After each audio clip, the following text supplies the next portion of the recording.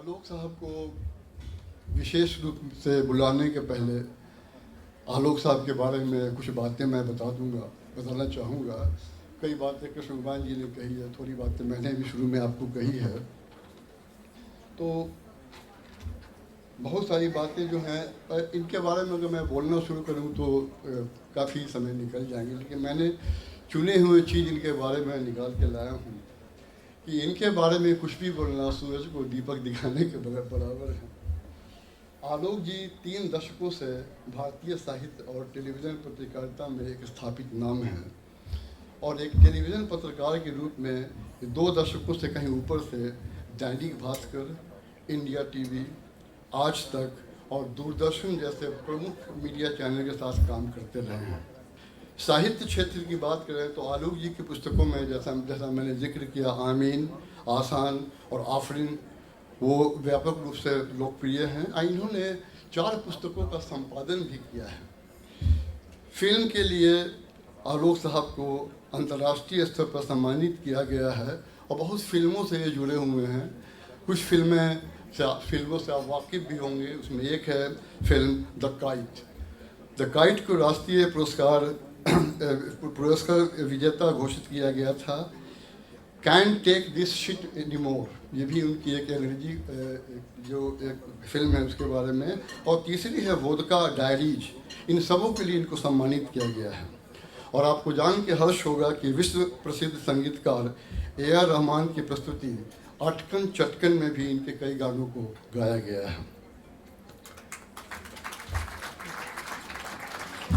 आलोक जी प्रमुख युवा हिंदी गज़लकारों में से एक हैं और इनकी गज़लें, नज़में और गीतों पर बड़ी बड़ी हस्तियों ने अपनी आवाज़ दी है। मैं कुछ लोगों का नाम लेना चाहूँगा कि दिवंगत गज़ल गायक जगजीत सिंह, पंकज उदास, रेखा भारद्वाज, शंकर महादेवन, शान, सोनू निगम, कैलाश खेर और प्रसिद्ध शास्त्रीय गायक मरहूम उस्ताद राशिद खान साहब, शुभम मुदगल और यहाँ तक कि सुपरस्टार अमिताभ बच्चन जैसे दिग्गजों ने अपनी आवाज़ दी है। जब आलोक साहब प्रस्तुत करेंगे तो आप अमिताभ बच्चन की आवाज़ सुनेंगे उसमें। और इनके गीतों को प्रसिद्ध सितार वादक अनुष्का शंकर, जो रविशंकर की सुपुत्री है, उन्होंने भी ग्रैमी नामांकित एल्बम ट्रैवलर में इसे शामिल किया है। गज़ल गायक जसविंदर सिंह के साथ रिकॉर्ड किए गए उनके एल्बम इटर्नल को हाल में ही वर्ष के सर्वश्रेष्ठ एल्बम से पुरस्कृत किया गया है। इनकी जो 2-3 जो चीज़ें हैं जिसके बारे में आलोक जी खुद बतलाएंगे, एक तो है शिव तांडव स्तोत्र और दूसरा है रुद्राष्टकम।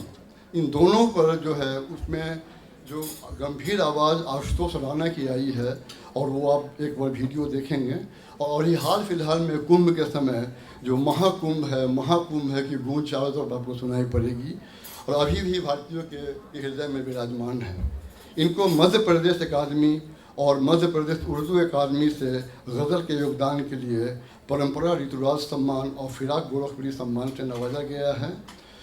और सिर्फ भारत ही नहीं, विश्व के स्तर पर भी इनको कई सारे पुरस्कार मिले हैं, जैसे कि अंतर्राष्ट्रीय पुष्किन पुरस्कार, 2014 में वाशिंगटन डीसी में अंतर्राष्ट्रीय हिंदी पुरस्कार सम्मान और लंदन में ब्रिटिश संसद हाउस ऑफ कॉमन्स में कथा युग के द्वारा भी इन्हें सम्मानित किया गया है। और इस सम्मान की फहरिस्त में आज मैं गर्व से कह रहा हूँ कि गीतांजलि गौरव सम्मान को भी जोड़ा गया है। तो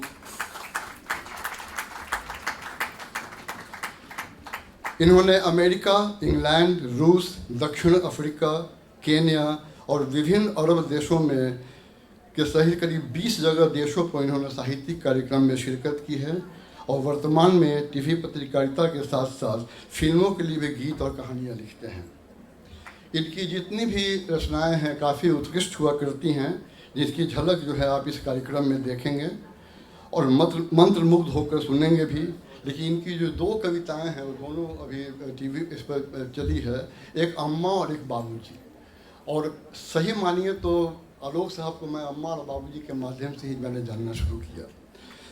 तो मुझे उम्मीद है कि आलोक साहब अम्मा और बाबूजी ज़रूर सुनाएंगे। और इन दोनों कविताओं ने ना कि मुझे आप सारे लोगों को अंदर तक वो आपको छुएगा, और आप लोग जरूर इन कविताओं का रसास्वादन करें और अपने माँ बाप के प्रति कृतज्ञता को महसूस करें। अब इस सम्मान समारोह को मैं यही समाप्त करता हूँ। इनके साथ साथ जो है आप लोगों ने बहुत अच्छे से सुना और इतना तवज्जो दिया, इसके लिए मैं धन्यवाद आपको देता हूँ। अब मैं आग्रह के साथ आलोक श्रीवास्तव को मंच पर पुनः बुलाता हूँ कि आप आएँ और अपने कविताओं के माध्यम से, अपनी रचनाओं के माध्यम से हम लोग के दिल में प्रवेश करें और बिल्कुल ऐसा समा बांधे कि सारे लोग मंत्रमुग्ध होकर आपको सुने। स्वागत है आलोक श्रीवास्तव साहब। इतिहास का मैं आईना हूं, तहजीब का रंग सुनहरा हूं। गंगा जमुना मेरी आंखें, मैं नए भारत का चेहरा हूं। चलिए सज्जनों, मैं आपको बता दूं कि आज जो हमारे एक्सपर्ट हैं वो बहुत ही प्रख्यात कवि और पत्रकार हैं जिनका नाम है आलोक श्रीवास्तव। आलोक जी की पुस्तक आमीन काफी लोकप्रिय रही है। नमस्ते सर। मुझे अपनी 2 पंक्तियां आपके लिए याद आ रही हैं कि मंजिलें क्या हैं, रास्ता क्या है। मंजिलें क्या हैं, रास्ता क्या है, हौसला हो तो फासला क्या है। बहुत बहुत धन्यवाद, बहुत बहुत धन्यवाद आलोक जी। इन पंक्तियों को मैं याद रखूंगा। मंजिलें क्या है, रास्ता क्या है, हौसला हो तो फासला क्या है। तुम सोच रहे हो बस बादल की उड़ानों तक। अब जो एक नई नस्ल खड़ी हो रही है और आ रही है, वो उसको उर्दू और हिंदी दोनों इस्तेमाल करते हो। इसमें जो मैं सबसे पहला नाम लेना चाहूंगा वो है आलोक श्रीवास्तव का। आलोक श्रीवास्तव उर्दू के एक निहायती बासलाहिया शायर है, और जब आप उनकी हिंदी की शायरी सुनेंगे तो आपको लगेगा कि भाई ये तो सिर्फ हिंदी का ही कवि हो सकता है। बाबरी समझा तो करने बोलिया, सखीरे पिया को जो मैं ना देखूं तो कैसे काटूं अंधेरी रतियां।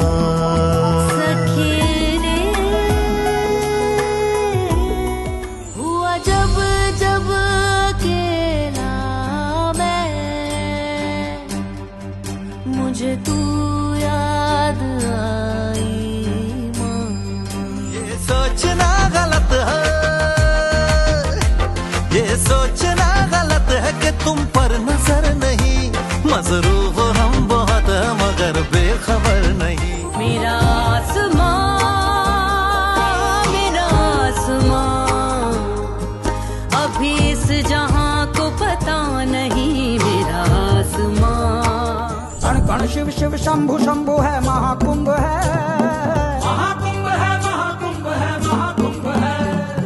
वाम त्रिवेणी शंभु शंभु है, महाकुंभ है, महाकुंभ है, महाकुंभ है, महाकुंभ है। राम का कोई पर्यायवाची नहीं, राम जैसे तो केवल प्रभु राम है। राम जैसे तो केवल प्रभु राम है। मैं बड़ा पसंद करता हूँ आलोक को, आलोक की तमाम गज़लों को, नज़्मों को, गीतों को, क्योंकि आलोक व्यक्तिनिष्ठ बात नहीं करते हैं। वो भले ही उनके अपने अनुभव की बात कर रहे हों, लेकिन जब उनकी कलम झरती है तो उसमें उनका अनुभव नहीं, सबका अनुभव हमें दिखाई देने लगता है। जटाओं से है जिनके जल प्रवाह मात गंग का, गले में जिनके सज रहा है हार विष भुजंग का। डमट डमट डमट डमरू कह रहा शिव शिवम, तरल अनल गगन पवन धरा धरा शिव शिवम।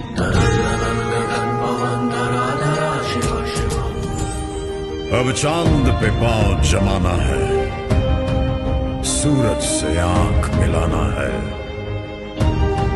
एक नया सवेरा लाना है, संकल्प नया दोहराना है। न ठहरा था न ठहरा हूं, न ठहरा था न ठहरा हूं, मैं नए भारत का चेहरा हूं, मैं नए भारत का चेहरा हूं, मैं नए भारत का चेहरा हूं, मैं नए भारत का चेहरा हूं, मैं नए भारत का चेहरा।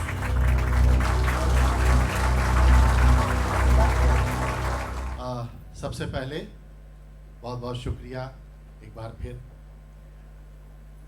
गीतांजलि परिवार का, और विशेष रूप से डॉक्टर कृष्ण कुमार जी का, कृष्ण कन्हैया जी का।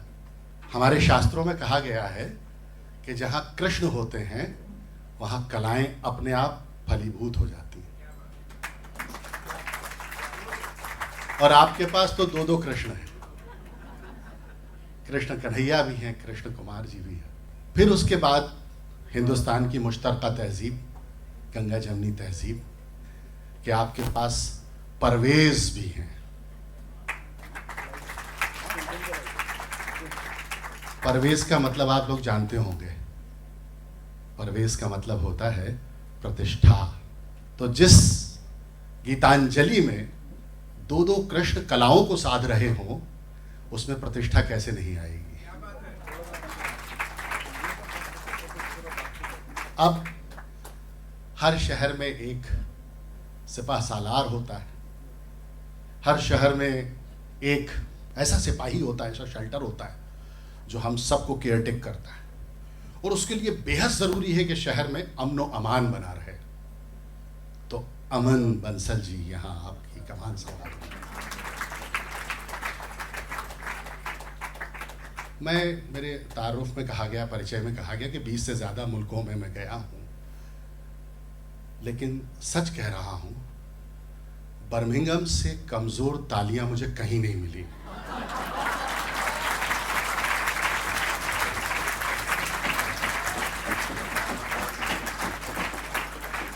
आप तो 300 प्लस, मुझे बाबूजी ने बताया 300 प्लस। अभी मेरा भाई, मेरा दोस्त, मेरे बचपन का, बिल्कुल समझ लीजिए कि लखते जिगर जिसको हम कहते हैं, संजीव, डॉक्टर संजीव श्रीवास्तव यहाँ मौजूद हैं।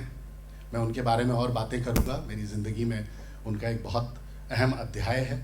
उनके गजरा राजा मेडिकल कॉलेज ग्वालियर के एलुमनाई एसोसिएशन ने कोई 100 प्लस डॉक्टर्स वहाँ मौजूद थे, वहाँ आलोकनामा किया।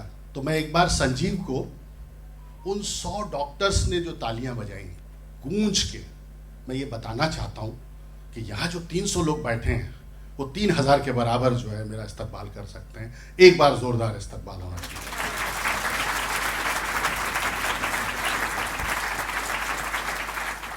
और देखिए कैसा सुयोग है, मैं न्यूमरोलॉजी का स्टूडेंट हूँ, मेरी डेट ऑफ बर्थ जो है 30 दिसंबर है, और गीतांजलि में मेरा सोलो परफॉर्मेंस भी 30वें साल में हो रहा है।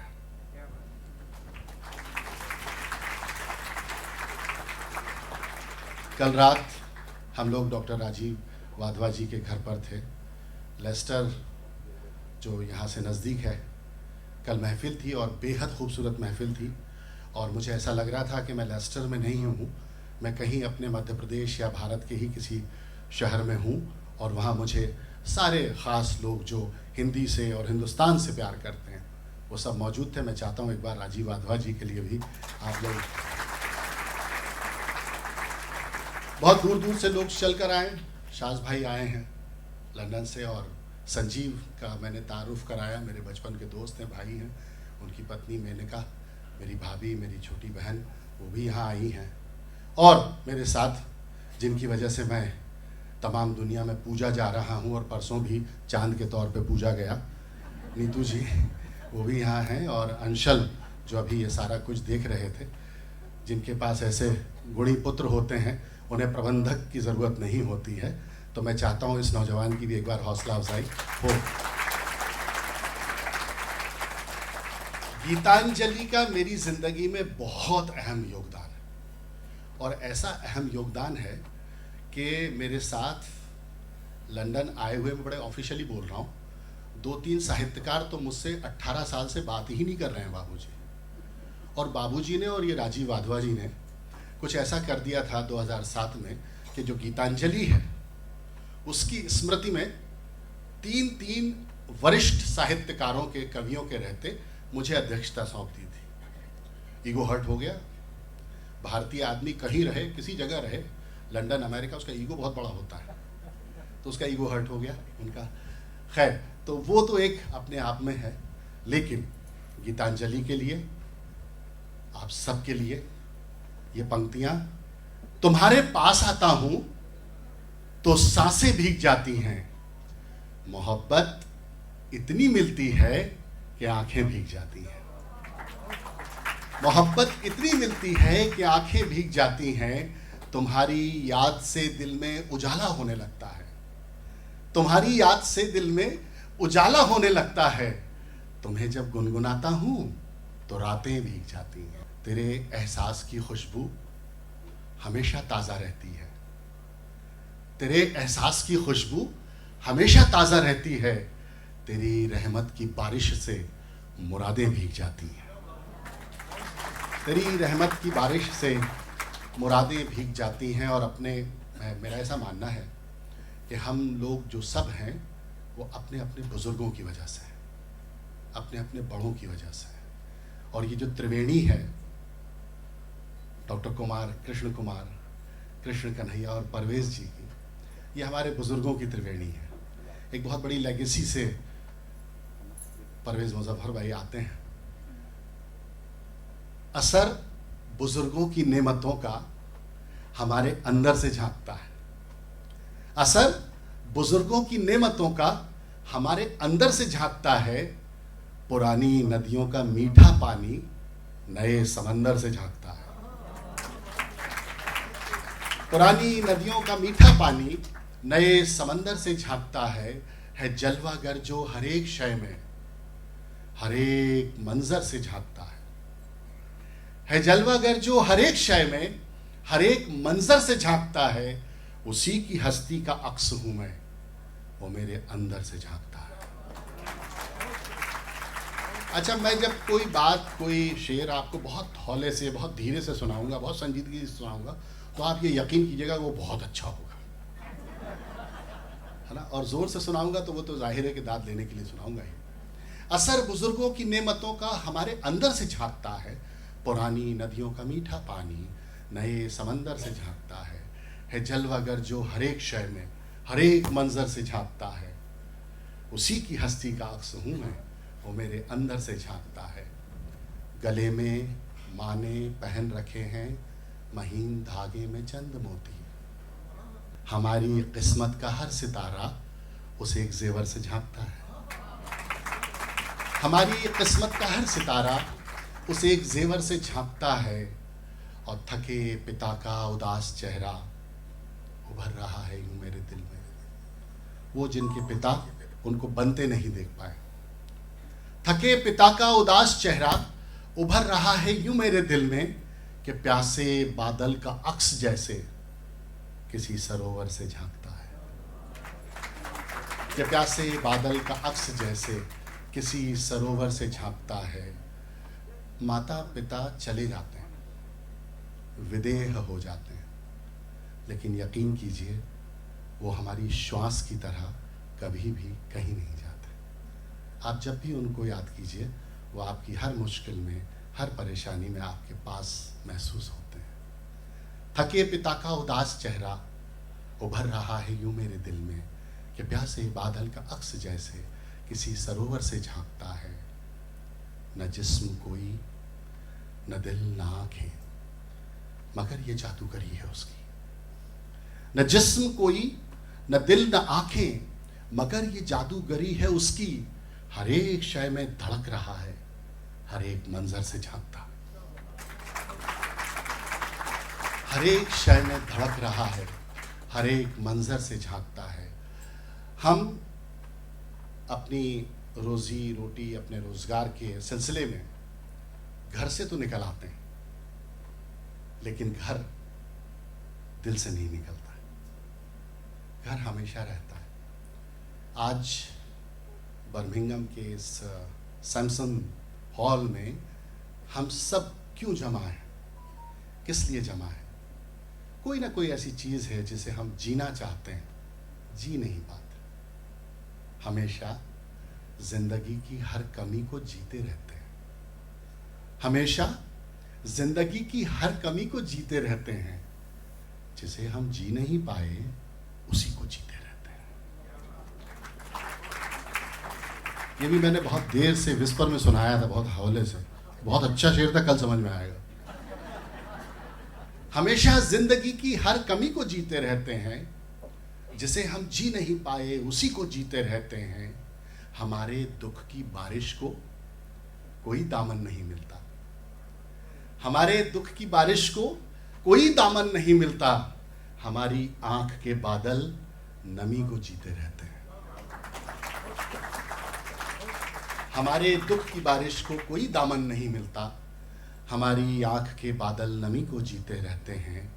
और ये शेर आप सबकी नजर हमारे साथ चलती है तुम्हारे प्यार की खुशबू, हमारे साथ चलती है तुम्हारे प्यार की खुशबू।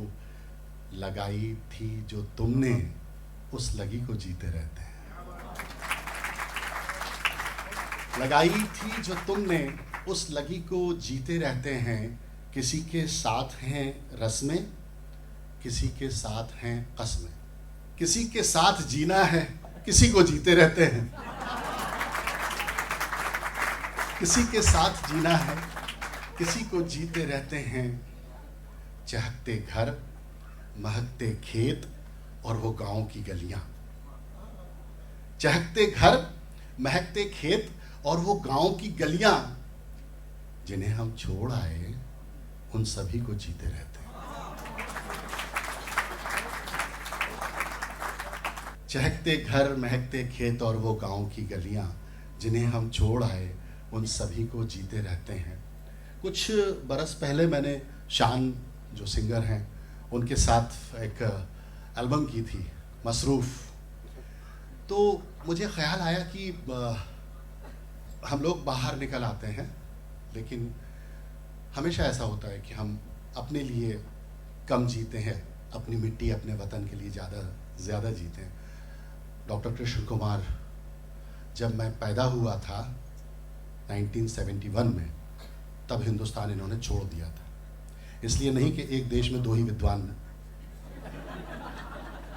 इन्होंने कहा कि नहीं, अब मेरा जो दत्तक पुत्र है वो आ चुका है, अब ये आगे का साहित्य संभालेगा, लिहाजा मैं जो है वो 7 समंदर पार बर्मिंघम, ये जो कर रहे हैं हिंदी के लिए सैल्यूट किए जाने वाली बात है। मैं चाहता हूँ एक बार जोरदार से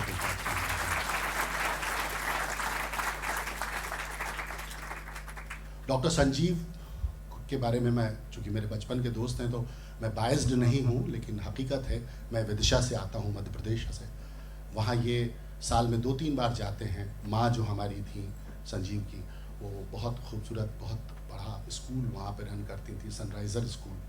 और अभी भी संजीव यहाँ इतने अच्छे से सेटल होने के बावजूद वहाँ जाते हैं और अपने मेरे शहर के बुज़ुर्गों को तीरथ पे ले जाते हैं। तो ये भी इनका एक वो है। तो ऐसे तमाम लोगों के लिए ये सोचना गलत है कि तुम पर नजर नहीं, ये सोचना गलत है कि तुम पर नजर नहीं। मसरूफ हम बहुत हैं मगर बेखबर नहीं, ये सोचना गलत है। अच्छा, अब शेर सुनाने का तरीका है, अब यही शेर मैं कहूँ कि भाभी भैया के लिए सुना रही हैं तो आपको मज़ा आएगा कि ये सोचना गलत है कि तुम पर नज़र नहीं। मसरूफ़ हम बहुत हैं मगर बेखबर नहीं, और हम आपके इशारे पे घर बार छोड़ दें। नए ज़माने का इश्क है, हम आपके इशारे पे घर बार छोड़ दें। दीवाने हैं ज़रूर मगर इस कदर नहीं,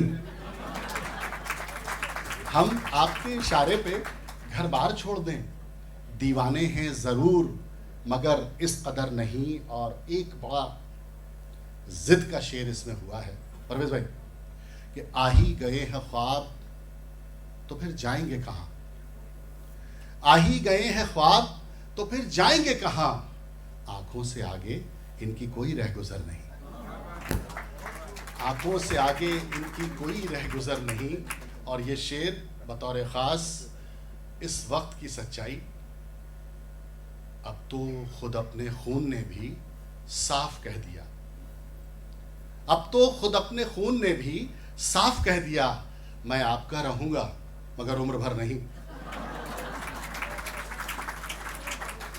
आलोकनामा सिर्फ एक पोएट की, एक ऐसे दोस्त की, मेरे और संजीव के ऐसे दोस्त की कहानी नहीं है जिसने अपनी ज़िद और अपने जुनून को और अपने कॉन्फिडेंस को और अपने मैनिफेस्टेशन को अपनी लाइफ का मोटो बनाया। ये कहानी हर उस शख्स की है जो इस राउंड टेबल पर कहीं ना कहीं बैठा हुआ है। फील्ड अलग हो सकता है, किसी ने पोइट्री का फील्ड चुना, किसी ने राइटिंग का फील्ड चुना, कोई डॉक्टर बन गया, कोई साइंटिस्ट बन गया। मेरा एक दोस्त था, उसको शौक ये था कि उसे पोइट्री करनी है, उसे राइटिंग करनी है, हमारे साथ ही था। तो उसी की ये कहानी है, मैं बहुत मुख्तसर अब इसलिए सुनाऊंगा क्योंकि ये 1.5-2 घंटे का मेरा पूरा कैनवस है। बट तो ये मेरा जो दोस्त था, इसको शौक था कि लिखना पढ़ना है। घर में सब लोग गवर्नमेंट जॉब्स में थे, क्लास 1 ऑफिसर्स थे, मदर फादर ये वो सब। लेकिन कभी कभी क्या होता है, आप की छोटी सी जो ज़िंदगी होती है उसमें कुछ कहानियाँ ऐसी हो जाती हैं, कुछ वाक़यात ऐसे हो जाते हैं कि वो आपकी ज़िंदगी को बड़ा टर्न दे देता है। कुछ बरस पहले, गालिबन 3 या 4 बरस पहले, मैं जावेद अख्तर साहब के साथ 2 महीने की हमारी एक बहुत अच्छी ट्रिप होती है अमेरिका की, जहाँ हम लोग 15-16 जगह पर पोइट्री रिसाइटेशन करते हैं। तो मैं वहाँ गया था, तो एक प्रोग्राम के बारे में बात चल रही थी कि मैं कोई ऐसा गीत गाऊं। जावेद साहब एक शो करते हैं, बहुत अच्छा शो है, आपने देखा होगा, जिसमें वो अपने गानों की दास्तान सुनाते हैं। तो मुझे एकदम से ये हम अपने बड़ों से ही सीखते हैं, तो मुझे अचानक ख्याल आया कि मैं भी तो उस अपने दोस्त की कहानी सुना सकता हूँ जिसको शायरी लिखने का शौक़ था, कविता लिखने का शौक़ था। तो किसी ने मुझसे पूछा कि लोग सुनेंगे क्यों? तो मैंने ये जवाब दिया जो बहुत वायरल हो गया था बाद में, आपको भी शायद अच्छा लगे, कि लोग आपके संघर्ष की कहानियाँ तभी सुनते हैं जब आप अपने संघर्ष में तप कर कामयाब हो जाते हैं।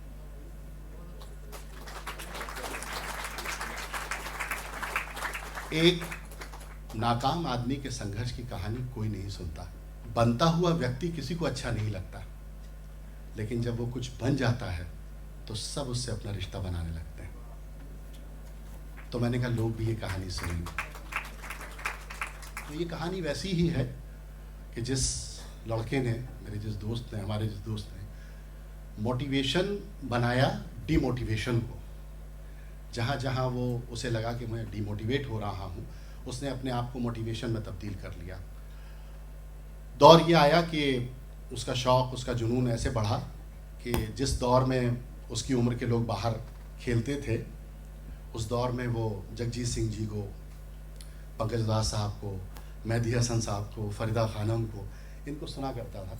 और घर में कोई बहुत अच्छा सिस्टम नहीं था, तो अपने दोस्त जो उसका बिल्कुल ऐसे फासले पर रहता था जैसे ये राउंड टेबल है, उसके घर में जाया करता था, क्योंकि वो उसके घर में स्टूडियो था, बहुत अच्छा सिस्टम था।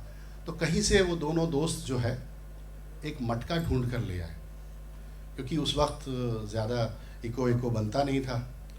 तो आप में से बहुत सारे लोगों ने बहुत सारी म्यूज़िक, अभी तो मैं कल राजीव भाई क्या सुन रहा था, पूरा सिस्टम लगा हुआ था, बड़ा खूबसूरत। लेकिन तब हम ये कैसे सुनते थे कि वो स्पीकर बड़ा सा लेकर आया और उसने उस काले से बड़े मटके पर उसको उल्टा रखा और वो एको बनाकर और उस तरह सुनने लगा। सुनते सुनते अचानक उसका ये शौक़ गज़ल की तरफ या गीत की तरफ बढ़ने लगा, और बढ़ते बढ़ते इस हद तक पहुंचा कि जिस वक्त किताबों में ध्यान देने के लिए माँ बाप कहा करते थे, उस वक्त वो कह रहा था कि जब भी तकदीर का हल्का सा इशारा होगा, जब भी तकदीर का हल्का सा इशारा होगा, आसमां पर कहीं मेरा भी सितारा होगा। जब भी तकदीर का हल्का सा इशारा होगा, आसमां पर कहीं मेरा भी सितारा होगा, दुश्मनी नींद से करके मैं बहुत डरता हूं, दुश्मनी नींद से करके मैं बहुत डरता हूं, अब कहां पर मेरे ख्वाबों का गुजारा होगा, अब कहां पर मेरे ख्वाबों का गुजारा होगा। और मुंतज़िर जिसके लिए हम हैं कई सदियों से, मुंतज़िर जिसके लिए हम हैं कई सदियों से, जाने किस दौर में वो शख्स हमारा होगा, जाने किस दौर में वो शख्स हमारा होगा। और ये शेर कि मैंने पलकों को चमकते हुए देखा है अभी, मैंने पलकों को चमकते हुए देखा है अभी, आज आंखों में कोई ख्वाब तुम्हारा होगा, आज आंखों में कोई ख्वाब तुम्हारा होगा। परस्तार एक लफ्ज़ है, उपासना आराधना पूजा को कहते हैं। दिल परस्तार नहीं अपना पुजारी भी नहीं, दिल परस्तार नहीं अपना पुजारी भी नहीं, देवता कोई भला कैसे हमारा होगा, दिल परस्तार नहीं अपना पुजारी भी नहीं, देवता कोई भला कैसे हमारा होगा। ये इस इन्फेक्शन, जिसको शायरी का इन्फेक्शन कहते हैं, ये फैलता जा रहा था। अचानक उसका जो दोस्त था वो किसी और मिजाज में था, बहुत मोहब्बत थी दोनों में, बहुत मोहब्बत है आज भी। तो उसने कहा यार देखो तुम ऐसा है कि आते हो शायरी वायरी करते हो, मुझे मेडिकल प्रोफेशन में जाना है, तुम आर्ट्स के स्टूडेंट हो, तुमको राइटर वाइटर बनना है, ठीक है आज बहुत हो गया, अब तुम एक काम करो अब कल आना। अब इसको आपको याद रखना होगा क्योंकि ये बड़ा बारीक किस्सा है और यकीनी तौर से उस दोस्त का जो इंटेंशन था वो उसको डिमोरलाइज करना नहीं था। मैं ये बाद में आपको रिवील करूँगा कि कहीं ना कहीं उसे ट्रैक पे लाना था। कभी कभी ज़िंदगी में ऐसा होता है कि जो आपसे बेपनाह मोहब्बत करते हैं, आपकी बहुत केयर करते हैं, वो ये चाहते हैं कि आप ऑन द वे रहें, ऑन द ट्रैक रहें, आप सही ट्रैक पर रहें। और इसीलिए आपको ऐसा लगता है, अक्सर ऐसा लगता है कि ये तो गलत कह रहा है। और ये बात हम पिताओं पर बहुत ज़्यादा लागू होती है। हमने अपने अपने पिता को हमेशा ये समझाया क्या यार क्या कुछ तो भी बोलते रहते हैं, लेकिन पिता होने का मतलब सिर्फ तभी समझ में आता है जब पुत्र स्वयं पिता बन जाता है। हाँ ठीक है, अच्छा था ये। अभी अगर बाबा रामदेव यहाँ आए हुए होते ना तो अभी तक तालियां बजवा रहे होते हो आपसे। मैं तो फिर भी आपको बीच बीच में कविता सुना रहा हूँ, स्टोरी सुना रहा हूँ। खैर, वो मेरा दोस्त बाहर निकला, लौट के वापस आया और उसने अपने दोस्त से कहा कि आज तू मेरी पोइट्री नहीं सुन रहा, पता नहीं क्यों नहीं सुन रहा, लेकिन एक दिन तू मेरे शो में टिकट लेकर आएगा और मेरी पोइट्री सुनेगा। अब इस कथा को याद रखिएगा। कुछ रोज़ गुजरे, हमारे भोपाल जो हमारा बहुत अदबी गहवारा है हिंदी उर्दू का, बहुत बड़ा हम ऐसा मानते हैं कि हमारा गुरुकुल है, वहाँ एक बहुत बड़ा मुशायरा था, बहुत ही अजीम व शान मुशायरा था। और ऐसा बड़ा मुशायरा था सर कि शायद उस दिन हिंदुस्तान तो क्या पूरी दुनिया में उतना बड़ा मुशायरा नहीं हुआ होगा, क्योंकि उसमें सदारत कर रहे थे कैफ़ी आज़मी, मजरू सुल्तानपुरी साहब थे, बशीर बद्र साहब, निदा फाजली, गोपाल दास नीरज, अशोक चक्रधर, ऐसे बड़े बड़े नाम, सोम ठाकुर, हिंदी उर्दू के तमाम बड़े लोग उसमें। हमारा ये दोस्त गया और सुबह 4 बजे वो मुशायरा देखकर लौटा। और हमारी जनरेशन में अगर आप सुबह 4 बजे आते हैं तो वो देर रात माना जाता है। और उस पर भी सितम देखिए कि दरवाज़ा पिताजी ने खोला। और हमारी जनरेशन में पिता जब सुबह दरवाज़ा खोलते हैं रात भर से गायब लड़के के लिए, तो सिर्फ दरवाज़ा नहीं खोलता, तो बाकायदा ब्रह्म मुहूर्त में मेरे उस मित्र की पुजाई हुई, तगड़ा पूजा गया, सांवले से लाल पीला हो गया। दूसरा इंसिडेंट उसकी लाइफ में होने वाला था। उसकी माँ भोपाल से थी, उर्दू जानती थी, रस्मुल ख़त भी जानती थी। तो सुबह उठी जैसी माएँ होती हैं, मतलब पिता के साथ पिता जैसी, पुत्र के साथ पुत्र जैसी, मतलब नारद जी के बाद भगवान ने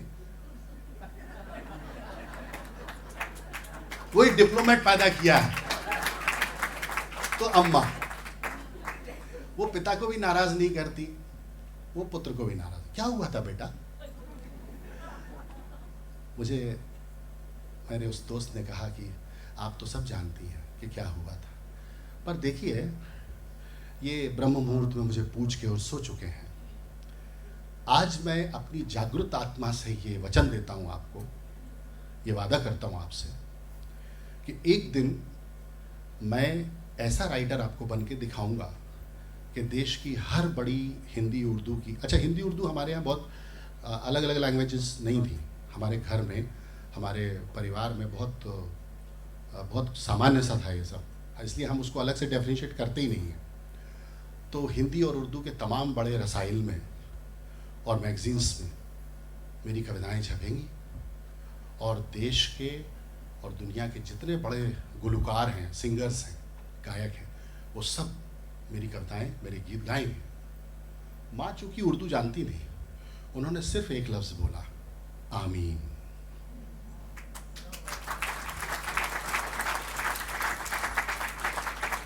फिर डॉक्टर साहब जैसे बुजुर्ग मिले और उन्होंने कहा कि पैशन, अगर फैसिनेशन जो है अगर पैशन बन जाए तो वो कमाल करता है, लेकिन उसके लिए ज़रूरी ये है कि तुम वहाँ तक पहुँचो, ज़रूरी है कि तुम ऐसे रसाइल, ऐसी किताबें पढ़ो जो तुम्हारी ज़िंदगी में तुम्हारे काम आ सके। तो रियाज कैसे करें? विदिशा बहुत छोटी सी जगह थी, तो उसने शुरू किया खराज अकीदत से। अगर आपने गीत सुना हो, बड़ा मकबूल गीत है, दिल ढूंढता है फिर वही फुर्सत के रात दिन बैठे रहे तसव्वुर जाना किए हुए। शेर अल्लामा गालिब का है और उस पर गीत गुलजार साहब ने कहा है।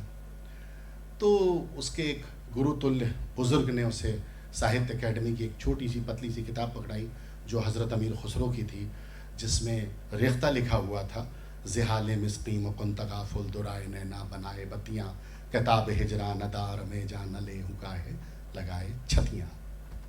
इसमें एक मिसरा आता है, तो उससे कहा गया कि तुम इस पर रियाज करो। सखी पिया को जो मैं न देखूं तो कैसे काटूं अंधेरी रतियां। सखी पिया को जो मैं न देखूं तो कैसे काटूं अंधेरी रतियां, कि जिनमें उनकी ही रोशनी हो कहीं से ला दो मुझे वो आँखियां।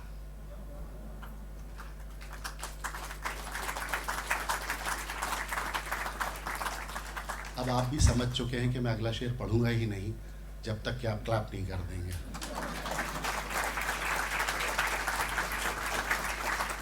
मतलब मैं यहाँ खड़ा होकर अकेले पसीना क्यों बहाऊं? आप भी तो कुछ मेहनत कीजिए।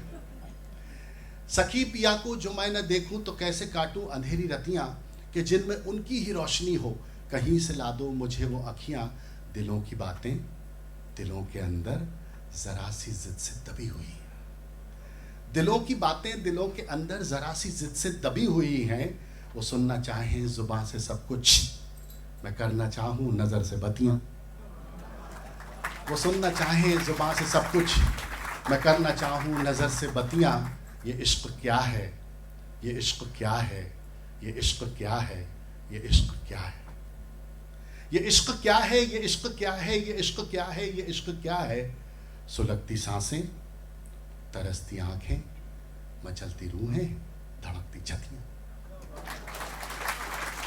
ये इश्क क्या है, ये इश्क क्या है, ये इश्क क्या है, ये इश्क क्या है।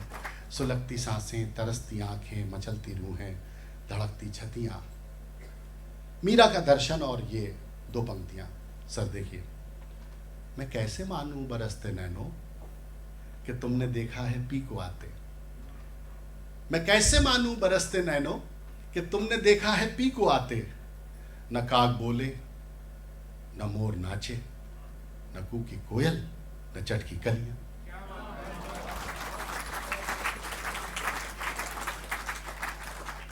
रियाज और आगे बढ़ा तो उस्ताद ने कबीर पढ़ाया, हमन है इश्क मस्ताना, हमन को होशियारी क्या, रहे आज़ाद या जग में, हमन दुनिया से यारी क्या। अब 17-18 बरस की उम्र थी, तो सोचा कि उस दोस्त ने हमारे की 17-18 बरस में अगर मुझे कबीर का मिसरा मिलेगा तो मैं क्या ही कहूँगा। तो उसने कहा कि हमन है इश्क मस्ताना, हमन को होशियारी क्या, गुजारी होशियारी से जवानी फिर गुजारी क्या, गुजारी होशियारी से जवानी फिर गुजारी क्या। और बाबूजी ये शेर देखें कि धुएं की उम्र कितनी है, घुमड़ना और खो जाना। धुएं की उम्र कितनी है, घुमड़ना और खो जाना, यही सच्चाई है प्यारे, हमारी क्या तुम्हारी क्या।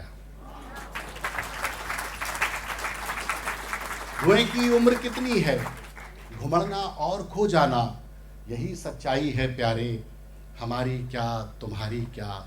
उतर जाए है छाती में, जिगरवा काट डाले हैं। उतर जाए है छाती में, जिगरवा काट डाले हैं। मुई तन्हाई ऐसी है, छुरी बरछी कटारी क्या। मुई तन्हाई ऐसी है, छुरी बरछी कटारी क्या। जो हिंदी के लोग बैठे हैं, एक लफ्ज़ है अज़्म, इरादे को कहते हैं, संकल्प को कहते हैं। तो ये गज़ल कहते कहते मरहूम वालिद की याद आई और ये शेर हुआ, तुम्हारे अज़्म की खुशबू लहू के साथ बहती है। तुम्हारे अज़्म की खुशबू लहू के साथ बहती है, अना ये ख़ानदानी है, उतर जाए खुमारी क्या। अना ये ख़ानदानी है, उतर जाए खुमारी क्या। और हम सब लिखने वालों की तरफ से उसने एक शेर कहा कि हमन कबीरा की जूती हैं, उन्हीं के कर्जदारी हैं। हमन कबीरा की जूती हैं, उन्हीं के कर्जदारी हैं।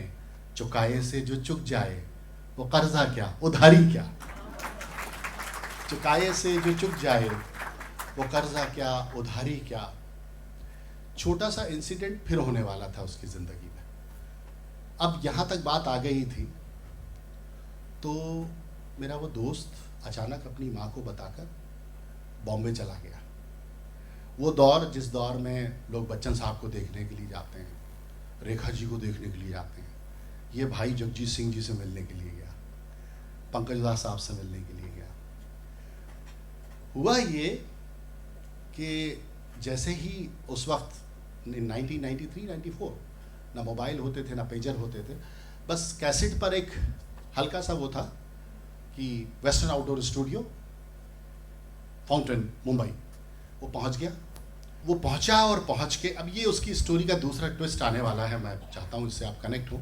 बहुत अच्छा कनेक्शन बना था, कहीं पे छोटा सा टूट गया। तो वो पहुंचा वेस्टर्न आउटडोर स्टूडियो और उसने पूछा कि जगजीत सिंह कहाँ मिलेंगे। तो बताया गया कि वो तो नहीं है, बाहर गए। तो एक रिकॉर्डिस्ट हुआ करते थे, अगर आपको याद हो, दमन सूद, जगजीत जी के एल्बम पे उनका नाम होता था दमन सूद, रिकॉर्डिस्ट दमन सूद। तो उसने कहा ठीक है मैं इंतज़ार कर लूँगा। एक दिन गुजर गया, 2 दिन गुजर गए, 3 दिन गुजर गए। दमन सूद ने जगजीत जी को फ़ोन किया कि एक लड़का आया है भोपाल से और वो यहाँ बैठा रहता है और वो कहता है कि वो आपसे मिल कर जाएगा। तो जगजीत जी को दया आई कि भाई 3 रोज़ से बैठा है, कुछ खाया पिया नहीं है उसने, और वो सिर्फ एक ही जिद ठाने हुए कि आपसे मिल के जाएगा शाज भाई। चौथे दिन भय प्रकट कृपाला दीन दयाला कौशल्या हितकारी जगजीत जी प्रकट हुए वेस्टर्न आउटडोर स्टूडियो में, बाहर वैर छुए। बताया कि मैं गज़लें कहता हूँ, भोपाल में रहता हूँ, विदिशा जगह है, और मैं चाहता हूँ कि आप मेरी गज़ल गा दें। तो जगजीत जी ने उससे कहा कि ऐसे कैसे गा दें, रातों रात स्टार बना दें। पहले जाओ, कुछ मशक्क़त करो, कुछ उर्दू सीखो, तलफ़ुज़ सीखो। अब ये उसका दूसरा संकल्प था, दूसरा मैनिफेस्टेशन था। वो वेस्टर्न आउटडोर स्टूडियो के नीचे गया, 15, 20, 25 मिनट रोया, जज्बाती हुआ, वापस लौट के आया और उसने जगजीत जी, जगजीत भाई साहब, जगजीत जी ऐसा कुछ नहीं कहा, बस रोते हुए उस 18-20 बरस के बच्चे ने, लड़के ने, मेरे दोस्त ने ये कहा कि मैं ऐसा क्या करूं कि जगजीत सिंह मेरी गजलें गाए। तब जगजीत सिंह ने उसे आधा घंटे तक अपने पास बिठाया, उसे बहुत सारी बातें सिखाई, बहुत सारी गजलें सुनाई और कहा कि उस रोज, जिस रोज तुम्हारी गजल मुझे फैक्स पर मिलेगी और उसमें कोई एक खामी भी नहीं होगी, उस रोज वो गजल कैसी भी होगी मैं वो गजल गा दूंगा। कट टू 1997, उस लड़के ने वो सब सीखा जो जगजीत सिंह ने और जो उसके उस्तादों ने उसको ताकीद की थी।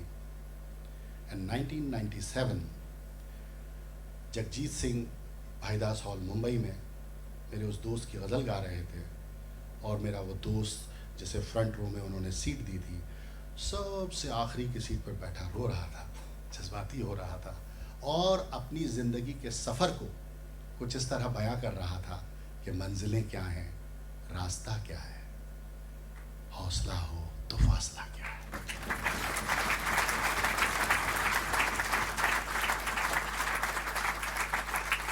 मंजिलें क्या है, रास्ता क्या है, हौसला हो तो फासला क्या है।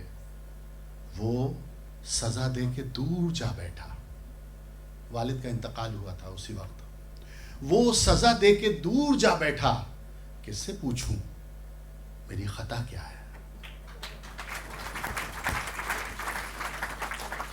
जब भी चाहेगा छीन लेगा वो, जब भी चाहेगा छीन लेगा वो, सब उसी का है, आपका क्या है। सब उसी का है, आपका क्या है। तुम, ये आप सबकी नजर, तुम हमारे करीब बैठे हो, तुम हमारे करीब बैठे हो, अब दवा कैसी, अब दुआ क्या है।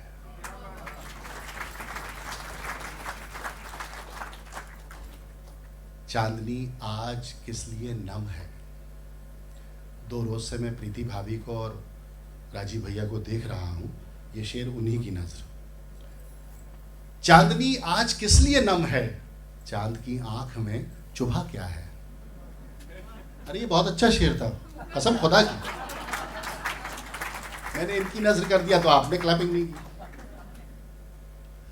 ये वो दौर था जहां एल्बम आ चुकी थी और जगजीत जी उसको बहुत मोहब्बतों से अपने नौजवान लिरिसिस्ट के तौर पे एडमायर करने लगे थे। अचानक एक रोज़ मेरे उस दोस्त के मोबाइल पे, तब तक मोबाइल आ गए थे, फ़ोन आया कि तुम्हें कश्मीर पे नज़्म लिखनी है। तो मेरे उस दोस्त ने सोचा कि भाई चूँकि मैं जर्नलिस्ट हूँ तो हो सकता है कि ये वहाँ के हालात हाजिर पे कुछ लिखवाना चाहते हो। तो उन्होंने कहा नहीं, कश्मीर की खूबसूरती पर लिखो। तो मेरे उस दोस्त ने कहा कि पर मैं तो कभी कश्मीर गया नहीं। तो जगजीत जी ने जो कहा वो हमारे सीनियर शायर उसे अप्रिशिएट करेंगे। उन्होंने कहा मैं जानता हूँ कि तुम कश्मीर कभी नहीं गए, तभी तो कह रहा हूँ कि लिखो। क्योंकि जो बात शायर तसव्वुर में कर सकता है वो हकीकत में शायद उतनी असर आमेज ना हो। पहाड़ों के जिस्मों पे बर्फीली चादर, जगजीत सिंह गा रहे थे और फिर एक बार मेरा वो दोस्त सामने बैठा था। पहाड़ों के जिस्मों पे बर्फीली चादर, चिनारों के पत्तों पे शबनम के बिस्तर, हंसी वादियों में महकती है केसर, कहीं झिलमिलाते हैं झीलों के जेवर, है कश्मीर धरती पे जन्नत का मंजर।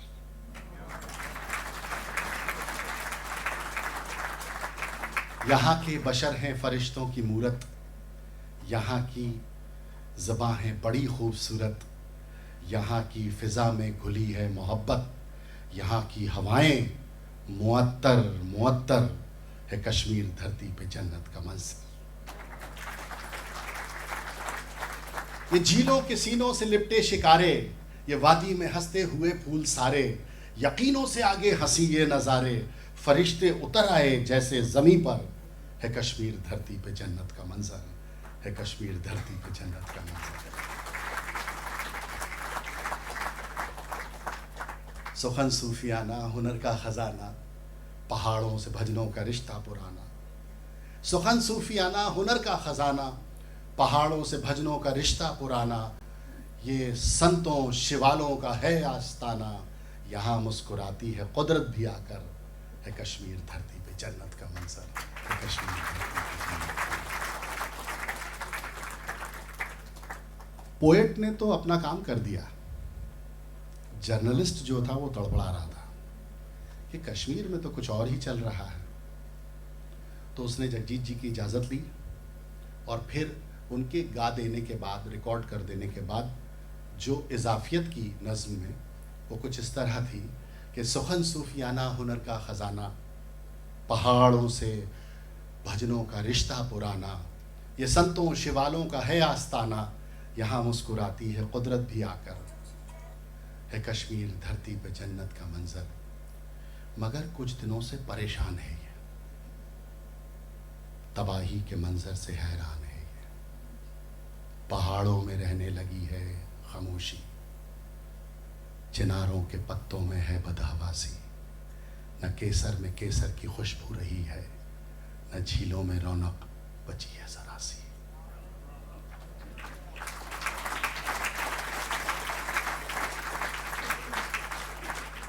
मगर कुछ दिनों से परेशान है ये, तबाही के मंजर से हैरान है ये, पहाड़ों में रहने लगी है खामोशी, चनारों के पत्तों में है बदहवासी, न केसर में केसर की खुशबू रही है, न झीलों में रौनक बची है ज़रा सी।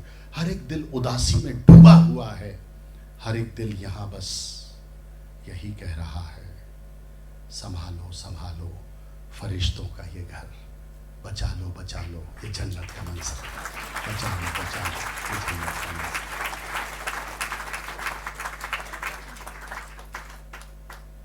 जिंदगी में जिस चीज़ के पीछे आप जितनी तेज दौड़ते हैं, कुदरत आपको आपसे उस चीज़ को उतनी ही दूर कर देती है। लेकिन जिंदगी में आप अपने सपनों के पीछे जितनी शिद्दत से दौड़ते हैं, सपने उतनी जल्दी। मेरे उस दोस्त का दूसरा सपना था कि हिंदुस्तान की एक अजीम व शान आवाज़ पंकज उदास उसकी गज़लें गाएं।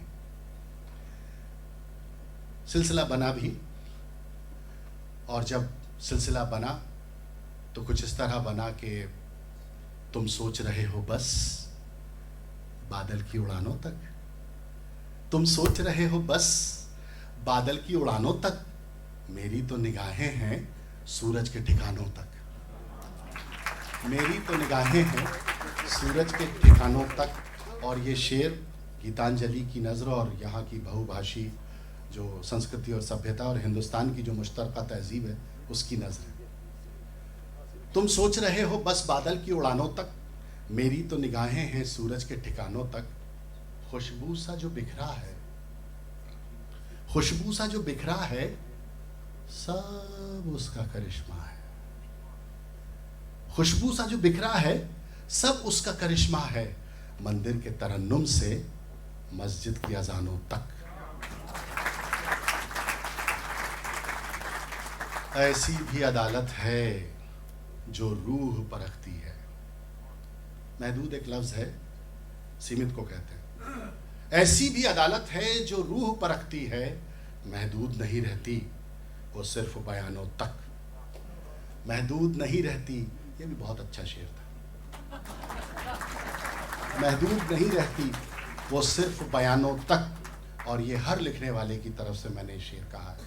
मैंने ये शेर तो अपने दोस्त के तरफ से अपने लिए ही कहा था, लेकिन ये शेर ऐसा था कि हर वक्त फ़िज़ाओं में, कल मुझे राजीव भाई बता रहे थे कि मैंने अपनी विल में लिख दिया है कि ये गाने जो है मेरी उस पर बजाए जाएं, तो ये शेर भी ऐसा ही है। यूँ समझ लीजिए कि हर वक्त फ़िज़ाओं में महसूस करोगे तुम, हर वक्त फ़िज़ाओं में महसूस करोगे तुम, मैं प्यार की खुशबू हूँ, महकूंगा ज़मानों तक।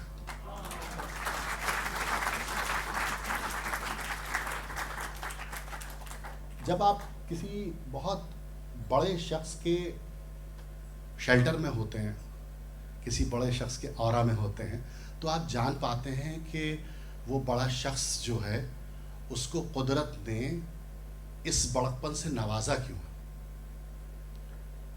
पंकज उधास साहब के साथ गालिबन 15-20 साल का सफ़र हमारे दोस्त का रहा, और उसने जो जाना उसे एक नज़्म में बयान किया,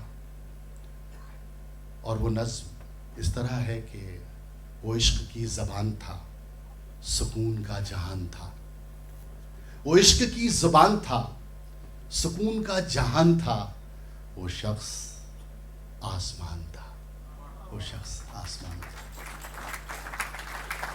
हमारे मुल्क में थैलेसीमिया से हर साल हज़ारों लाखों बच्चे मर जाते हैं।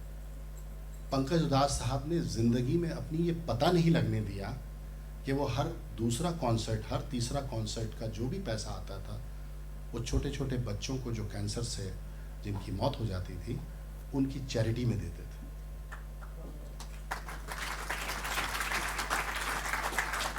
वो इश्क की ज़ुबान था, सुकून का जहान था। वो शख्स आसमान था, वो शख्स आसमान था। वो मखमली सा गीत था, वो रात दिन का मीत था। परवेज भाई, वो मखमली सा गीत था, वो रात दिन का मीत था।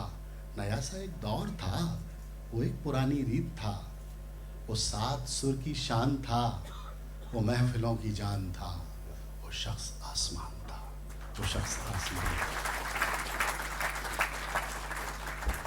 जिन्होंने मेहदी हसन साहब को, फरीदाबाजी को, या जिन्होंने गुलाम अली साहब को, जगजीत जी को, पंकज भाई को सुना होगा बहुत अच्छे से, वो शायद इस नज़्म की खुसूसियत को जान पाएंगे। वफ़ाओं की जफ़ाओं की वो अनसुनी सदाएं था। वो सूफियों का कौल था, वो संत की दुआएं था। वो शाम का था कीर्तन, वो सुबह की अजान था। वो शख्स आसमान था, वो शख्स आसमान था। उदासियों की झील था, खुशी का आबशार था। गज़ल का शिल्पकार था, वो नज़्म का करार था। गज़ल का शिल्पकार था, वो नज़्म का करार था। वो मैं कदे के जाम से उतर चुकी थकान था। वो शख्स आसमान था, वो शख्स आसमान था। वो दोस्तों का दोस्त था, वो साथियों का साथ था। वो सर बसर रखा हुआ दुआ का नर्म हाथ था। वो सर बसर रखा हुआ दुआ का नर्म हाथ था। वो नर्म दिल पिता सा था, वो माँ के जैसा ध्यान था। वो शख्स आसमान था, वो शख्स आसमान था। तो आसमां भी एक दिन ज़मीन की ओर देखकर ये सोचने लगा कि जो है आसमां ज़मीन पर, मैं क्यों ना उसको भी यहीं कहीं कोई मुकाम दूं, थके थके परों को अपने एक नई उड़ान दूं। तो आसमां ने एक दिन हमारे आसमान को कहा कि अब थकान से मुझे भी तुम उबार दो। कहा कि अब थकान से मुझे भी तुम उबार दो। उदास अपनी शख्सियत मुझे ज़रा उधार दो। उदास अपनी शख्सियत मुझे ज़रा उधार दो, कि मखमली सुरों को मेरी रूह में उतार दो।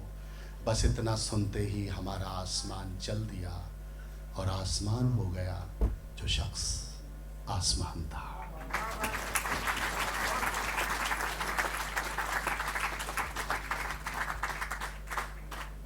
अपनी मेनका भाभी की नज़र एक शेर कर रहा हूँ। बहन भी हैं हमारी और बहुत प्यार लुटाती हैं, और कश्मीर से हैं ये, तो कश्मीर की नज़्म तो उनकी नज़र नहीं कर पाया। बात करो तो लफ्ज़ों से भी खुशबू आती है। अब ये ऐसा मत समझिएगा कि मैं अपनी सिस्टर के लिए शेर पढ़ रहा हूँ तो आप लोग दाद नहीं दे सकती हैं। आप बड़ी हैं, आपको ज़्यादा दाद देनी चाहिए। बात करो तो लफ्ज़ों से भी खुशबू आती है। लगता है इस लड़की को भी उर्दू आती है। बात करो तो लफ्ज़ों से भी खुशबू आती है। लगता है इस लड़की को भी उर्दू आती है। तन्हाई में दिल से अक्सर खुशबू आती है। तन्हाई में दिल से अक्सर खुशबू आती है। याद हमें अम्मा आती है या तू आती है? याद हमें अम्मा आती है या तू आती है? और आप तमाम हजरात से, परवेज़ भाई माजरत के साथ एक शेर सुना रहा हूँ।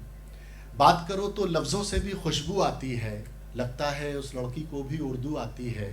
हमने भी तो दिल जीते हैं मीठे लफ्ज़ों से, हमने भी तो दिल जीते हैं मीठे लफ्ज़ों से, हम कायस्तों को भी थोड़ी उर्दू आती है।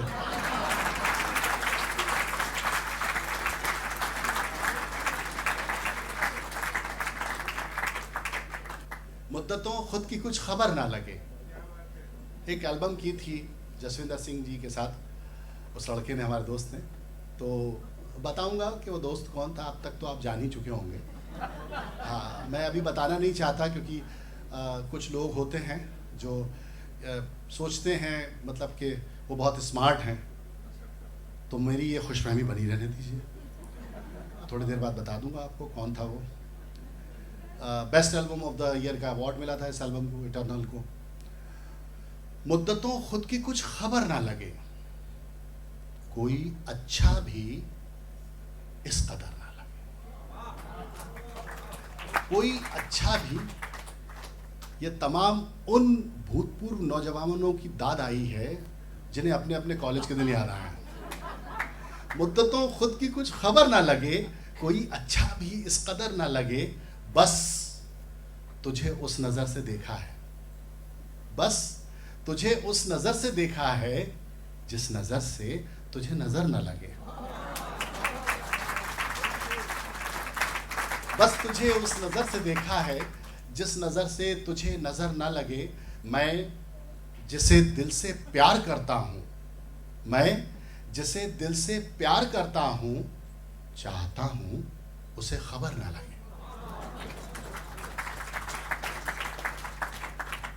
देखिए, गज़ल जो है बहुत इशारे का आर्ट है।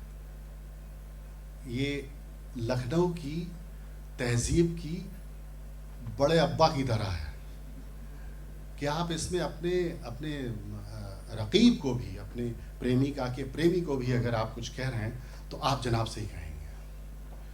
तो ये गज़ल कहते हुए अचानक से हमारे पड़ोसी मुल्क की याद आई, जहाँ मेरे बहुत सारे शायर दोस्त रहते हैं और मैं अक्सर मिडिल ईस्ट जाता हूँ तो वो मिलते रहते हैं। तो मैंने ये शेर, ऐसा नहीं है कि सिर्फ यहाँ यूके में खड़ा हूँ इसलिए सुना रहा हूँ, मैंने अपने उन दोस्तों के सामने भी सुनाया है और उन्होंने इस पर भरपूर दाद दी है, क्योंकि मैं अपने मुल्क से बहुत मोहब्बत करता हूँ, वहाँ की तहजीब से बहुत मोहब्बत करता हूँ। तो ख्याल ये आया कि अचानक इतना कॉम्प्लिकेशंस क्यों होते हैं, क्यों इतनी प्रॉब्लम्स आती हैं दो मुल्कों के बीच में, कहीं ना कहीं कोई टूटन है।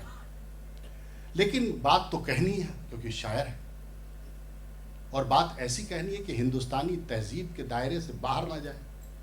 तो ये शेर हुआ, बस तुझे उस नजर से देखा है जिस नजर से तुझे नजर न लगे। वो, अब अगर इसमें हिंदुस्तान का कल्चर और तहजीब हो तो मुझे बताइएगा, वो मेरा दोस्त भी है दुश्मन भी, वो मेरा दोस्त भी है दुश्मन भी, बद्दुआ दूं उसे मगर न लगे।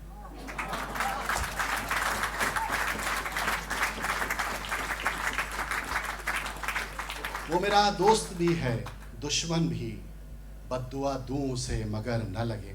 अच्छा, ये और बात है कि मैं बहुत ही बेतमीज़ी के साथ आप लोगों से क्लैपिंग्स लेता रहा, लेकिन हकीकत है, हम जिन बड़े बुज़ुर्गों के साये में पले हैं, चाहे वो निदा फाजली साहब हों, बशीर बद्र साहब हों, हमारे मुशायरों की और हिंदी मंचों की जिस तहजीब से मैं आता हूँ, उसमें क्लैपिंग हमारे मुशायरों का हिस्सा कभी रही भी नहीं, कभी कभी सम्मेलन में नहीं रही।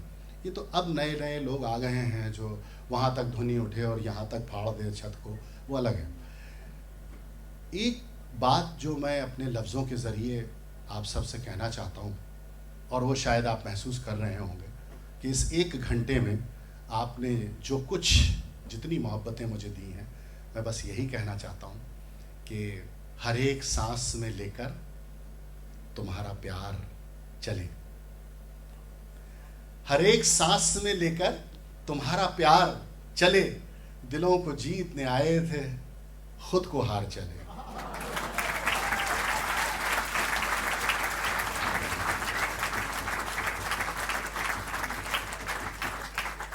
अच्छा, एक सीटी भी बजी अभी,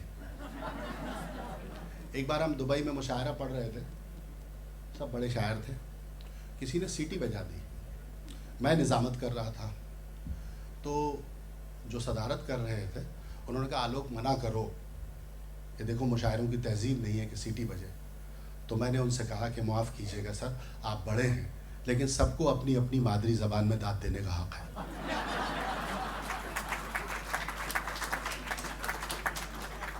हर एक सांस में लेकर तुम्हारा प्यार चले, दिलों को जीतने आए थे खुद को हार चले। ये जिस्म क्या है, कोई पैरहन उधार का है वस्त्र। ये जिस्म क्या है, कोई पैरहन उधार का है, यहीं संभाल के पहना, यहीं उतार चले। ये जिस्म क्या है, कोई पैरहन उधार का है, यहीं संभाल के पहना, यहीं उतार चले। और ये सब आपके लिए कि अगर नवाज रहा है तो यूं नवाज मुझे। अगले साल फिर बुलाइएगा। अगर नवाज रहा है तो यूं नवाज मुझे, कि मेरे बाद मेरा जिक्र बार बार चले।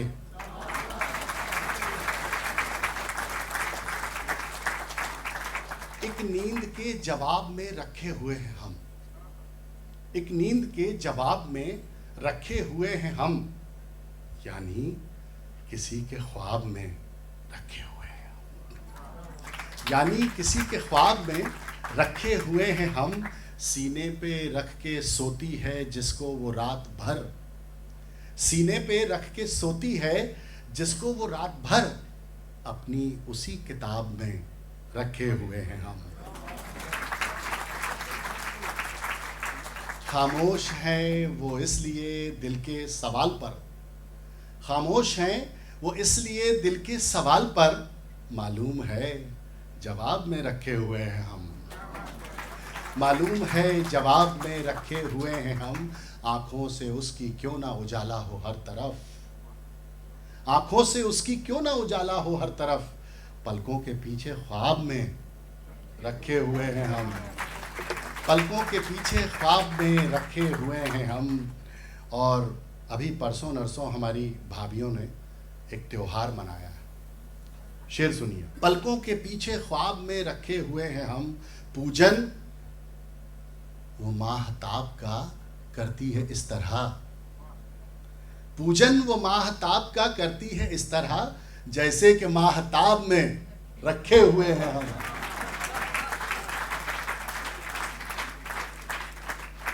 पूजन वो माहताब का करती है इस तरह, जैसे कि माहताब में रखे हुए हैं हम। अंदर न वो महक है न बाहर वो ताजगी, सारे भूतपूर्व नौजवानों के लिए। अंदर न वो महक है न बाहर वो ताजगी, सूखे हुए गुलाब में रखे हुए हैं। तारी दिलो दिमाग पे दुनिया का है सुरूर, गोया किसी शराब में रखे हुए हैं हम, गोया किसी शराब में रखे हुए हैं हम। और इस जिंदगी के तल्ख सवालों से बेखबर, इस जिंदगी के तल्ख सवालों से बेखबर, मासूम से जवाब में रखे हुए हैं हम। अच्छा, यहाँ पे बहुत सारे नौजवान दोस्त दिख रहे हैं। कॉरपोरेट जगत में कौन कौन काम करता है, मुझे ज़रा बताएंगे? अरे क्या बात है। वैसे भी यहाँ बहुत सारे लोग ऐसे भी बिजनेस में होंगे या काम में होंगे जहाँ उनके साथ पॉलिटिक्स अक्सर हो जाती होगी। अगर हिंदुस्तानी है तो पॉलिटिक्स तो बिल्कुल लाजमी होगी ही होगी। है ज़माना किस कदर मेरे ख़िलाफ़, है ज़माना किस कदर मेरे ख़िलाफ़, और उस पर तू इधर मेरे ख़िलाफ़, और इस पर तू उधर इधर मेरे ख़िलाफ़, हो गए दीवारों दर मेरे ख़िलाफ़, हो गए दीवारों दर मेरे ख़िलाफ़। मैं हूँ घर में और घर मेरे ख़िलाफ़, मैं हूँ घर में और घर मेरे ख़िलाफ़। क्यों न उठे हर नज़र मेरे ख़िलाफ़, क्यों न उठे हर नज़र मेरे ख़िलाफ़, हो नज़र उसकी अगर मेरे ख़िलाफ़, हो नज़र उसकी अगर मेरे ख़िलाफ़। पहले उसने धूप वाली राह दी, पहले उसने धूप वाली राह दी, कर दिए फिर सब शजर मेरे खिलाफ। और ये शेर के हर खबर से बेखबर हूं आजकल, हर खबर से बेखबर हूं आजकल, उड़ रही है ये खबर मेरे खिलाफ। और मैं भी मैं हूं, कौन सा मर जाऊंगा, मैं भी मैं हूं, कौन सा मर जाऊंगा, होने दो सब हैं अगर मेरे खिलाफ। तो कहानी में एक एनेक्डोट्स मैंने डाला था शुरू में, आलोकनामा जो सपनों का सफ़र मैं सुनाता हूँ, उसमें मैंने एक जिक्र किया था मैनिफेस्टेशन का। अब वो वक्त आ गया कि रिवील किया जाए उसको।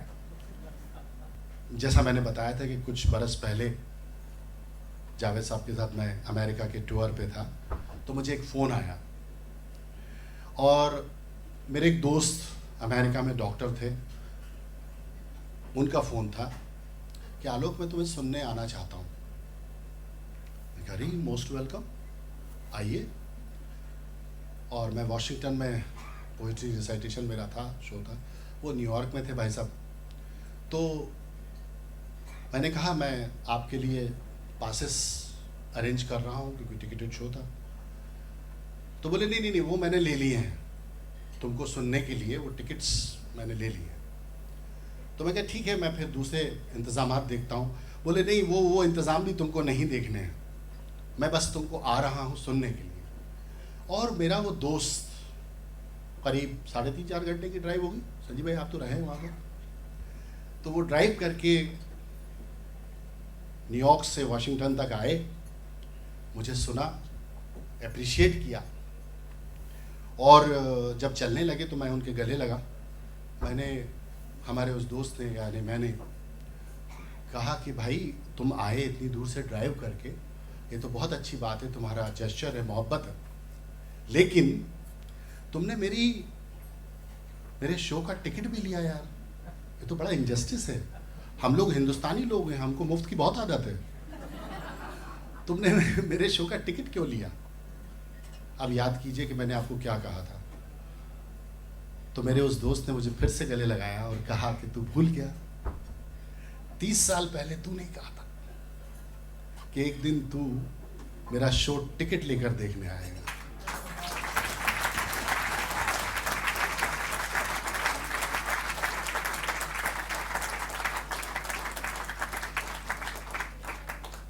इतने पे रुका नहीं वो, अभी 1 हफ्ते पहले लंदन में मेरा जो आलोकनामा हुआ है, जो शो हुआ है, वो भी उसी ने ऑर्गेनाइज किया।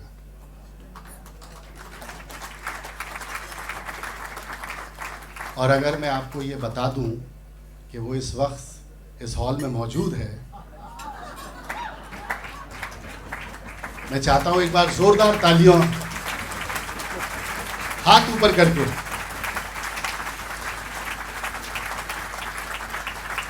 डॉक्टर संजीव श्रीवास्तव। किसी फेरी टेल सी आपको ये कहानी लगेगी सर, लेकिन जिसके साथ हुई है वो भी यहाँ मौजूद है। और इसलिए मैं हमेशा कहता हूँ कि कभी भी कोई भी बात जो दिल से कही जाती है, मुझे बाद में रियलाइज़ हुआ कि संजीव मुझे डिमोरलाइज नहीं कर रहे थे, संजीव मुझे ट्रैक पर ला रहे थे। संजीव ये फील कर रहे थे कि अगर तुझे पोएट बनना है तो तेरा पूरा कंसंट्रेशन पोएट्री पर ही होना चाहिए।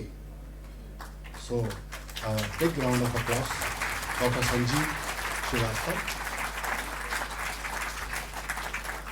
वही आंगन, वही खिड़की, वही दर याद आता है।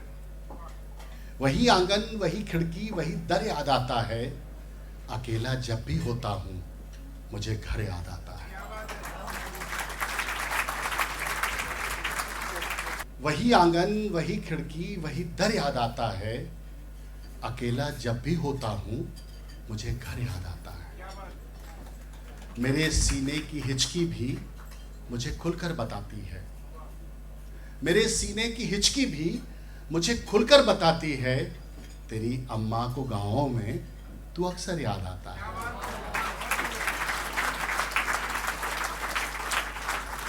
तेरी अम्मा को गाँव में तू अक्सर याद आता है। जो अपने पास हों उनकी कोई कीमत नहीं होती, जो अपने पास हों उनकी कोई कीमत नहीं होती। हमारे भाई को ही लो बिछड़ कर याद आता है, हमारे भाई को ही लो बिछड़ कर याद आता है। सफलता के सफ़र में तो कहाँ फुर्सत की कुछ सोचें, सफलता के सफ़र में तो कहाँ फुर्सत की कुछ सोचें। मगर जब चोट लगती है मुक़द्दर याद आता है, मगर जब चोट लगती है मुक़द्दर याद आता है। मई और जून की गर्मी बदन से जब टपकती है, मई और जून की गर्मी बदन से जब टपकती है। नवंबर याद आता है, दिसंबर याद आता है।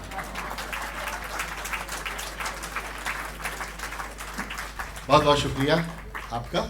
और मेरे ख्याल से अब डिनर सर्व हो चुका है हर टेबल पर, तो और उसकी आवाज़ें जो हैं वो मुझे आप तक नहीं पहुंचने दे रही हैं। आप हालांकि सुनना चाहते हैं, मैं जानता हूं, लेकिन डिनर का सर्व हो जाना किसी भी आर्टिस्ट के लिए, आई एम एक्सट्रीमली सॉरी, किसी भी आर्टिस्ट के लिए, ख़ास तौर से जब कोई पोएट हो जिसके पास साजिंदे नहीं हो, म्यूजिशंस नहीं हो, उसके लिए थोड़ा डिस्टर्बिंग होता है। और ये डिसरिस्पेक्ट भी होती है अपने आर्ट के लिए कि मैं जिस आर्ट में 30 साल से काम कर रहा हूँ, अगर इस बैकग्राउंड म्यूज़िक के साथ सुनाना पड़े तो I am extremely sorry for that. मुझे उम्मीद है कि आप सबको आलोकनामा का ये सफ़र अच्छा लगा होगा, एंजॉय होगा।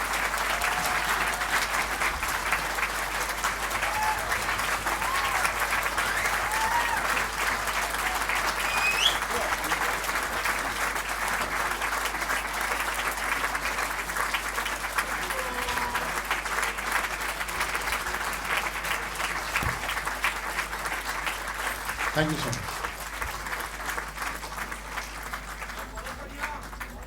बहुत शुक्रिया डॉक्टर कन्हैया। मैं आपके हुक्म की तामील नहीं कर पाया। जो दिल की ग़िज़ा है वो पेट की ग़िज़ा के सामने हार गई। आलोक भाई बहुत बहुत शुक्रिया। और हम माजरत चाहते हैं कि हम ये जो तूफ़ान सर्विंग का तूफ़ान इसको रोक नहीं पाए, लेकिन हम बहुत बहुत आपसे माफ़ी चाहते हैं इसके लिए।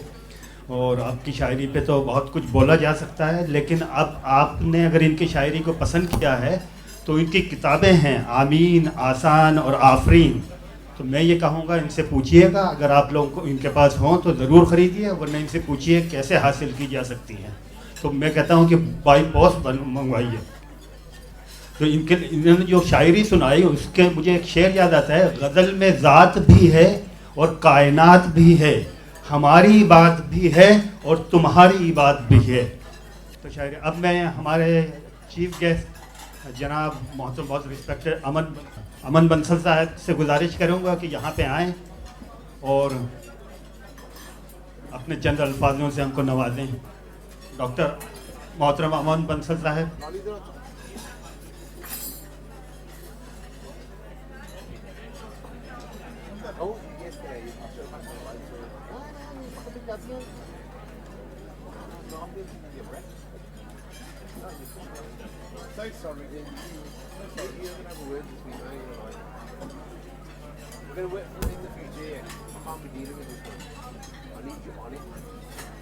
और आप लोग जाने से पहले यहाँ पे 3-4 स्टॉल्स लगी हैं, तो मैं ये कहूँगा उसका जो है ना उस पर ज़रूर जाएं, देखें शायद आप लोगों के कुछ काम की चीज़ें जो है ना वहाँ पे आएँ। तो यहाँ पे 4-5 स्टॉल्स हैं, उस पर ज़रूर आप लोग जो है ना जाने से पहले विज़िट करें।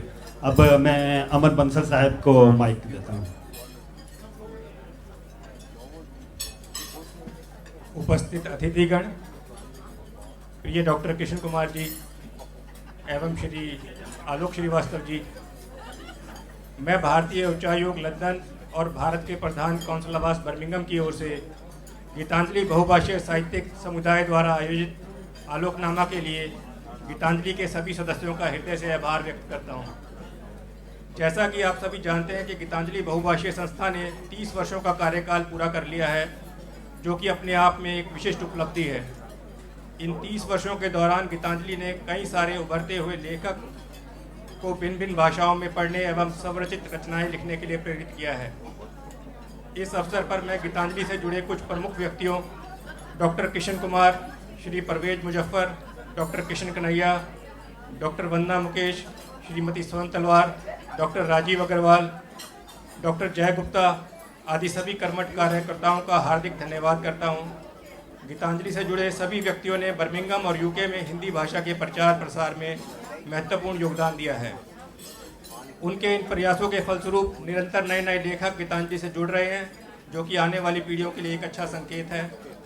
मैं आशा करता हूं कि भविष्य में भी गीतांजलि युवा लेखकों को इसी प्रकार प्रोत्साहित करता रहेगा। गीतांजलि के ये प्रयास भारत और यूके के बीच एक साहित्यिक पुल का निर्माण कर रहे हैं। यह हम सबका सौभाग्य है कि आज हमें गीतांजलि के माध्यम से श्री आलोक श्रीवास्तव जी की कविताओं, गज़लों और गीतों को सुनने का अवसर मिला। आलोक जी की इस रचनात्मक शैली ने उभरते हुए लेखकों को प्रेरणा प्रदान की है। आलोक जी ने अपनी कविताओं और गीतों के माध्यम से संपूर्ण विश्व में ख्याति प्राप्त की है। इस क्षेत्र में अपने महत्वपूर्ण योगदान के लिए उन्हें अनेकों पुरस्कारों से सम्मानित किया गया है। आलोक जी की हिंदी एवं उर्दू भाषा की समझ अतुलनीय है, इसी कारण उनका साहित्यिक योगदान सदैव अविस्मरणीय रहेगा। अंत में मैं गीतांजलि को आलोकनामा के आयोजन के लिए पुनः धन्यवाद देता हूं और गीतांजलि के उज्जवल भविष्य के लिए हार्दिक शुभकामनाएं व्यक्त करता हूं। धन्यवाद। जय हिंद। सैमसन पैलेस के इस सुंदर हॉल में बैठे हुए सभी बुद्धिजीवी, हमारे बहन भाई, बहुत दूर दूर से आप आए हैं और उसका कारण यही है कि आप सब साहित्य प्रेमी हैं, भाषा प्रेमी हैं, कला प्रेमी हैं, कविता प्रेमी हैं। तो आज जो समय बांधा है आलोक जी, आपने हमारी गीतांजलि बहुभाषी साहित्यिक समुदाय के 30वीं वर्षगांठ में 4 चांद लगा दिए हैं। तो एक बार फिर से तालियां बजाइए आलोक जी के लिए। तो अब समय आ गया है, मुझे गीतांजलि बहुभाषी साहित्यिक समुदाय की ओर से आदेश मिला है कि आप सब लोग जो अपना अमूल्य समय निकाल कर हमारी खुशी में शामिल होने के लिए, ये खुशी हम सबकी है, तो उसके लिए आप आए हैं। तो आप सबका वोट ऑफ थैंक्स, हिंदी में धन्यवाद ज्ञापन देना तो बनता ही है। तो सबसे पहले मैं अपने मुख्य अतिथि श्रीमान अमन बंसल जी और उनकी पत्नी रिंकू जी, आपका बहुत बहुत धन्यवाद। और उसके साथ ही जो काउंसलेट है वो हमारा एक तरह से गीतांजलि बहुभाषी साहित्यिक समुदाय का एक घर है। तो आपको और आपके सारे स्टाफ को जब भी हम वहाँ अपना कोई कार्यक्रम करते हैं, हमें बहुत सहयोग मिलता है, बहुत प्रेरणा मिलती है। तो उसके लिए आपका बहुत बहुत धन्यवाद। और भी बहुत से महानुभाव हैं। वैसे तो मैं देख रही हूँ कि अगर मैं चाहूँ तो बहुत से मित्रों का अलग अलग धन्यवाद कर सकती हूँ, लेकिन चलिए अब जैसे हमने सोचा है समय की सीमा को देखते हुए, क्योंकि कहते हैं कि वक्त रुकता नहीं, वक्त रुकता नहीं मोहब्बत या दोस्ती के लिए, वक्त के साथ चले यही बेहतर है आदमी के लिए। तो हम अब वक्त के साथ ही चलते हैं। तो अब मैं धन्यवाद करना चाहूँगी हमीद मलिक जी का। आई थिंक वहाँ बैठे हैं उस कोने में। तो he is president of people's needs और बहुत काम किया है इन्होंने भारत में, श्रीलंका में, बांग्लादेश में सेवा करने का। और उसके साथ ही मैं धन्यवाद करूंगी, मुझे उम्मीद है कि कांशी टीवी शायद उन्होंने हमारी लाइव रिकॉर्डिंग की है और बहुत साथ दिया है हमारा। और उसके साथ साथ जो तकनीकी हमारे रिकॉर्डिंग करने वाले हैं उनका भी धन्यवाद।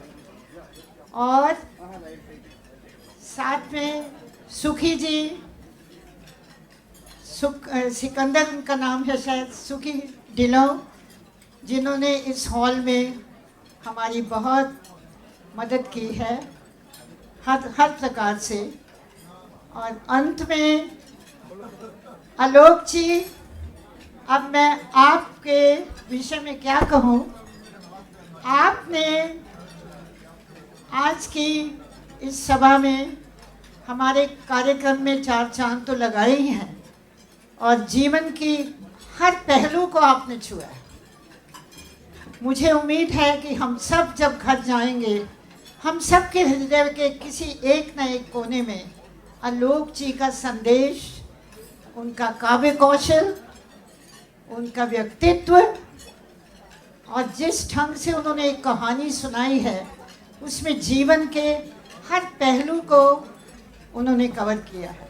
तो इसी के साथ आज मैं आप सबका, क्योंकि एक बार बहुत वर्ष पहले मुझे लता मंगेशकर जी के साथ बातचीत करने का मौका मिला। तो लता को तो आप सब जानते हैं। लता जी ने कहा, कोई भी कलाकार चाहे कितना भी बड़ा उच्च हो ना हो, कितनी भी उच्च कोटि का ना हो, लेकिन जब तक उसके चाहने वाले, उसकी कला के पारखी उसे प्रेम न दें, तो उसकी कला अधूरी है। तो आलोक जी, एक बार फिर आपका बहुत बहुत धन्यवाद। और गीतांजलि बहुभाषी साहित्यिक समुदाय की ओर से आप सबका बहुत धन्यवाद। और अब आप स्वादिष्ट भोजन का आनंद लीजिए। धन्यवाद।